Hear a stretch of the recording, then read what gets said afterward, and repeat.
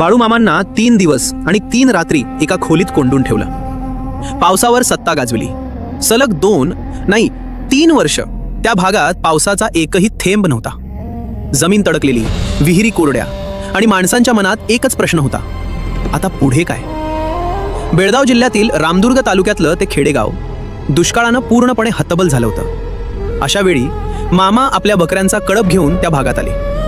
पण जिथे चारा नाही, पाणी नाही, तिथे थांबणं अशक्य. मामा परत जाण्याचा विचार करत होते. तेथील लोकांना मामा हे असामान्य सत्पुरुष आहेत याची जाणीव होती. मामांना पाहून पुष्कळ लोकांनी गर्दी केली. ते मामांना म्हणाले, तू साधा माणूस नाहीस, तू परमेश्वर आहेस. चारा पाणी नाही म्हणून परत जातोस हे तुला बरं दिसतंय काय? आम्ही आता काय करावं? आमची वाट कोणती ते सांग. आम्ही आता कसं जगावं?